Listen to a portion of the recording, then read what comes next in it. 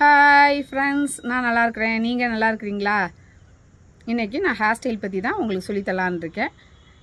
சிம்பிளாக வீட்டில் நம்மளே எப்படி ஹேர் ஸ்டைல் போட்டுக்கலாம் அப்படின்னு தான், எந்த ஸ்ப்ரேயும் இல்லாமல் எதுவும் இல்லாமல் உங்களுக்கு நான் சொல்லித்தரலான்னு இருக்கிறேன். நான் 2 ஹேர் ஸ்டைல் போடுறேன். உங்களுக்கு எந்த ஹேர் ஸ்டைல் வருதோ நீங்கள் அதை ட்ரை பண்ணி பாருங்கள். ரெண்டுமே ரொம்ப ஈஸியானது தான். வாங்க ஹேர் ஸ்டைல் போய் பார்க்கலாம். இவங்க மாடலாக வந்ததுக்கு இவங்களுக்கு நான் ரொம்ப நன்றி சொல்லிக்கிறேன். யாருமே யூடியூபுக்கு மாடலாக வர கொஞ்சம் தயங்குறாங்க. நான் கூப்பிட்டோன்னே இவங்க வந்ததுக்கு ரொம்ப நன்றி. எல்லா முடியும் சீவி இப்போ நான் நல்லா பேண்ட் போட்டுக்கிறேன். பேண்ட் வந்து நல்லா டைட்டாக இருக்கிற மாதிரி பார்த்து போட்டுக்கோங்க. கொஞ்சம் லூஸாக இருக்கிற மாதிரி உங்களுக்கு தெரிஞ்சால் அதை கொஞ்சம் இழுத்து விட்டு டைட்டாக்கிக்கோங்க. டைட்டாக்கிட்டு அதை நல்லா நான் இப்போ சீவி விட்டுக்கிறேன். சிக்கு எதுவுமே இல்லாமல் இருக்கிறதுக்காக சீவி விட்டுட்டு, டோனட் விற்பாங்க எல்லா பியூட்டி ஷாப்லேயும். இது வந்து 10 ரூபா தான் ஒன்று. இதை நீங்கள் வாங்கிக்கோங்க.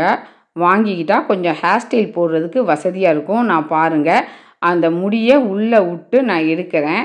இந்த டோனட்டில் நான் வைக்கிறேன். வச்சு முடியை வெளியே எடுத்துடுறேன். எடுத்து யூபின் வந்து நம்ம சுற்றி நல்லா டைட்டாக எங்கேயும் மூவ் ஆகாமல் நம்ம குத்தணும். குத்துறப்ப அவங்களுக்கு வலிக்காமல் தலையில் வந்து அழுத்தம் இல்லாத மாதிரி அவங்கள கேட்டு, இருந்தும் அவங்களுக்கு டைட்டாக இருக்கா அப்படின்னு அவங்கள கேட்டு நம்ம கன்ஃபார்ம் பண்ணிக்கிட்டு அதுக்கு தகுந்த மாதிரி நல்லா நம்ம வந்து பின் குத்திடணும். எல்லாத்தையும் குத்துனதுக்கு அப்புறம் நான் வந்து இப்போ கொஞ்சம் முடியை நான் எடுக்கிறேன். எடுத்து நல்லா சீவி அதை ஒரு முறுக்கு மாதிரி முறுக்கிக்கிறேன். வந்து அந்த முடியை 8 மாதிரி வரும். அதை மேலே அப்படி வச்சு யூபினில் நான் குத்திடுறேன். மறுபடியும் பாருங்கள் நான் எப்படி வந்து நான் அதை முறுக்கி கொண்டு வந்து நான் வைக்கிறேன்னு. அதே மாதிரி முறுக்கி கொண்டு வந்து வச்சா இந்த ஹேர் ஸ்டைல் வந்து செம சூப்பராக இருக்கும், ஸ்டைலாகவும் இருக்கும். இதை நீங்கள் ட்ரை பண்ணி பாருங்கள். இவங்களுக்கு சின்ன முடியாக இருக்கவும் வந்து 1 தான் வருது. இது 2ஆகவும் பின்னாடியும் வர மாதிரியும் நம்ம பண்ணலாம். நான் அதை வச்சே மேனேஜ் பண்ணி நான் எப்படி ஒரு அழகான ஹேர் ஸ்டைல் போடுறேன் அப்படின்னு பாருங்கள். நான் எப்பயுமே ஸ்ப்ரேயர், சைன்ஸ் ஸ்ப்ரேயர் எதுவுமே நான் வந்து யூஸ் பண்ணவே இல்லை. நான் நார்மல் முடியில் தான் இப்போ இவங்களுக்கு வந்து நான் பண்ணுறேன்.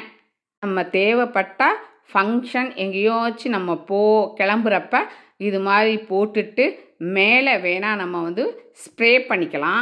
அது வந்து வால்யூம் 3 இது மாதிரி ஸ்ப்ரே இருக்குது. அது ஸ்ட்ராங் ஸ்ப்ரே சொல்லுவாங்க.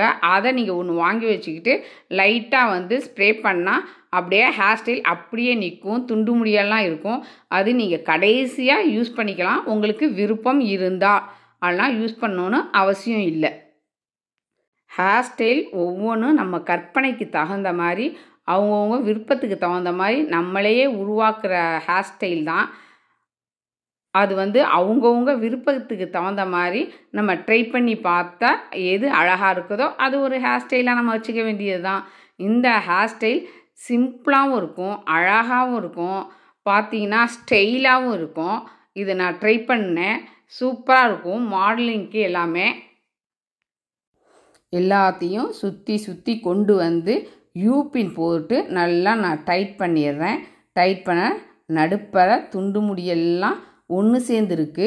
அந்த முடியெல்லாம் இப்போ நான் யூபின் குத்துனதுக்கு அப்புறம் அந்த முடியெல்லாம் எடுத்து அதையும் ஒரு ட்விஸ்ட் மாதிரி பண்ணி நடுப்பற ஒரு ஃப்ளவர் மாதிரி நம்ம ஒரு முறுக்கு மாதிரி முறுக்கி கொண்டு வந்து அதையும் அழகாக பின் பண்ணிடணும். பண்ணால் சூப்பரான ஹேர் ஸ்டைல் ரெடி.